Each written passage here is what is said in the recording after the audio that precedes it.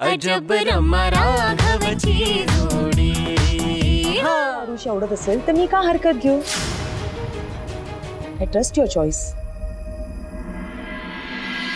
Really I love you mom, I love you so much. तुला माहितीये जगातली best Maugham आहे, जगातली बेस्ट मॉम।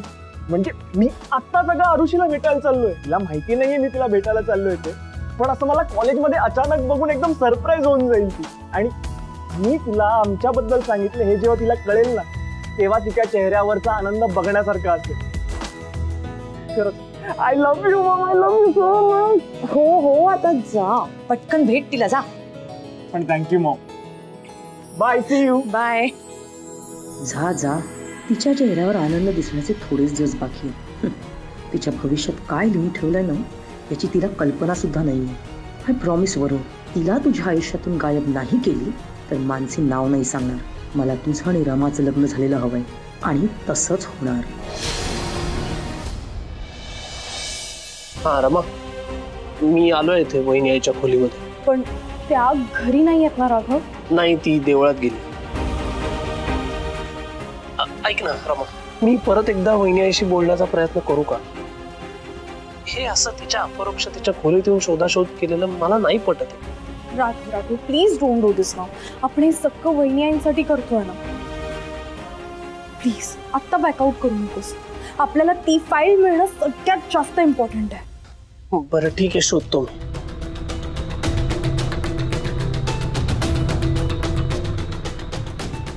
ते तरी नाहीये।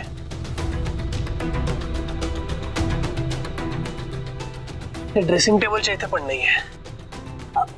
एक काम कर, हा दरवाजाच्या मागे जे पिशव्या लागतात ना त्याच्यामध्ये चेक कर, किंवा ते सगळं सोड ना राघव, सर कपाटात चेक कर ना प्लीज। हा थांब थांब,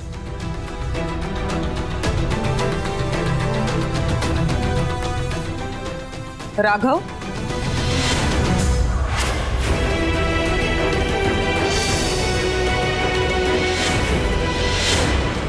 माझ्या खोलीत काय करतोस तू? झडती घेतोस का? असलं भलतं सांगतं तुझ्या डोक्यात कोणी भरवलं रे? काय विचारते मी राघव? उत्तर दे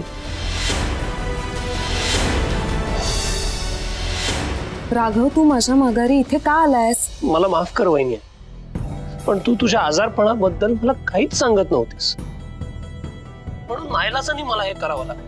हे असं काही करण्यामागे मला काही आनंद होतोय अशातला भाग नाहीये, पण तुझ्या तब्येतीविषयी कळत नाही तोपर्यंत मला कसं चैन पडेल? अगं तू आजारी आहेस हे कळल्यापासून खूप अस्वस्थ आहे ग मी। अरे पण मी सांगणार नाही असं म्हणालेच नाहीये, फक्त गणपती होऊन जाऊ दे इतकंच म्हणाले। वहिनी आई, गणेशोत्सव आपल्या घरात खूप आनंदाने आणि धामधुमीत साजरा केला जातो, माझा आवडता सण, पण म्हणून त्या पायी तू तुझ्या तब्येतीकडे दुर्लक्ष करणं हे त्या गणरायाला सुद्धा मान्य नसेल। तर सुख करता म्हणतो ना आपण त्याला, मग ठीक आहे, तुला सांगायचं नसेल तर नको सांगूस, पण मी शोधून काढणारच। थांब राघव, तुला काय ऐकायचं?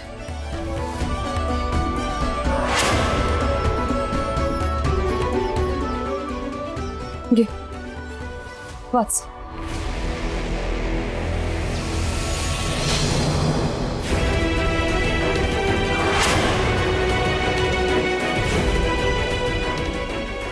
हे माझे ब्लड रिपोर्ट्स आहेत। माझं हिमोग्लोबिन कमी झाल्यामुळे, अशक्तपणामुळे मला चक्कर आल्यासारखं होतं, बाकी मला काहीही झालेलं नाहीये।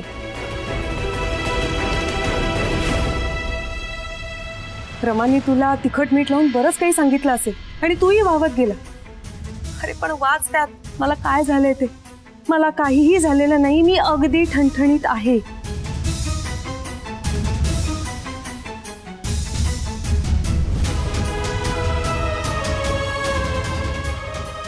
म्हणजे ना तुला ना तुझ्या आईला मला काहीच झालं नाही, मग असं असतानाही तू खोटं बोलून माहेरी का गेलीस वहिनी? असं काय झालं होतं? मी माझ्या मुलासारख्या असलेल्या दिराला सांगितलं असतं, पण वचन मोडणाऱ्या राघवशी मला काहीच बोलायचं नाही. वहिनी आई, अगं मला तुझ्याविषयी आदर किंवा प्रेम नाहीये म्हणून मी नाही ते वचन मोडलं. कारण होतं त्या मागे. कोणतं कारण? त्या मुलीने बुरळ पडलं हे? असं काही झालेलं नाहीये वहिनी. अगं रमा आधार म्हणून बघते माझ्याकडे. तिच्या आयुष्यातला एकमेव आनंद आहे मी. तो मी नाही तिच्यापासून हिरावून घेऊ शकत. आणि मुळात रमाच्या मनात आपल्या कुटुंबाविषयी किती प्रेम आहे, किती आपुलकी आहे हे तुलाही चांगलं माहिती आहे वहिनी. मी पूर्ण विचार करूनच हा निर्णय घेतलाय. आणि तसंही तुम्हाला जे वचन घ्यायला लावलंस त्या मागचं कारण काय आहे ते तू अजूनही सांगितलं नाहीच आहेस मला. मी नाही सांगू शकत ते,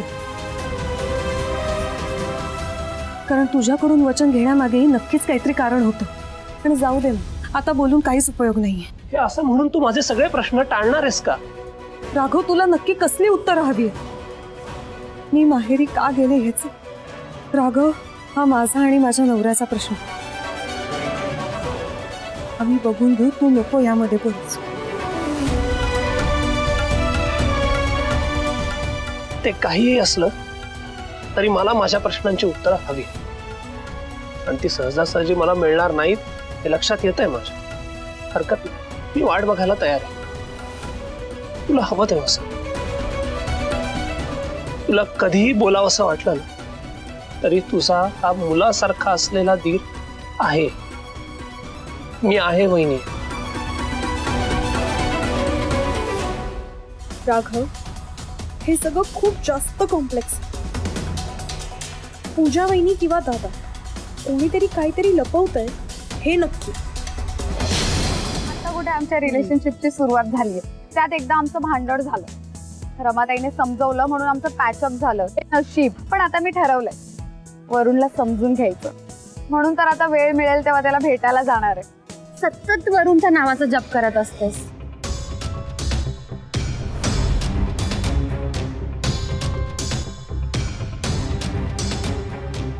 आरुषी, भेटवते. चल.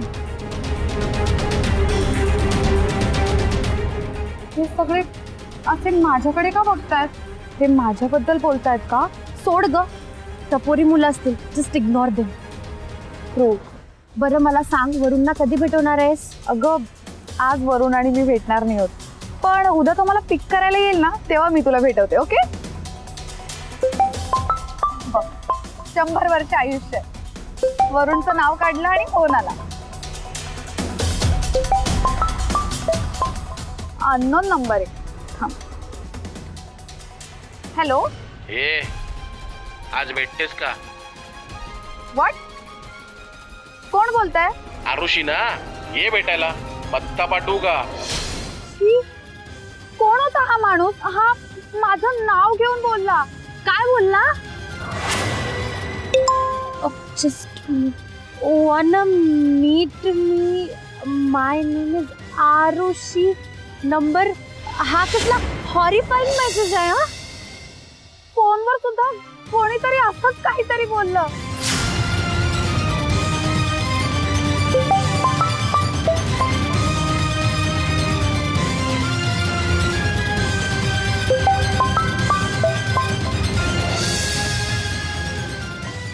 हे सगळं काय चाललंय?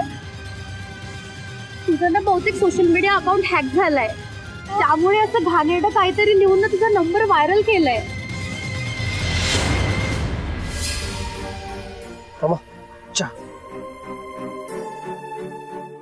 वहिनी आईला गंभीर काही झालं नाहीये हे कळल्यावर माझा जीव भांड्यात पडला. तिला ना दादाचंच टेन्शन असणार, बाकी काही नाही. हो राघव, मलाही तेच वाटतं. बहिणी आईंना ना हे सगळं आधीपासूनच माहीत असणार आणि त्यांनी हे सगळं त्यांच्या मनात साठवून ठेवलं असणार. तो बघ दादा आज पुन्हा पूजा सांगण्याच्या नावाखाली फिरतोय. आज ह्याच्याशी बोलायलाच हवं.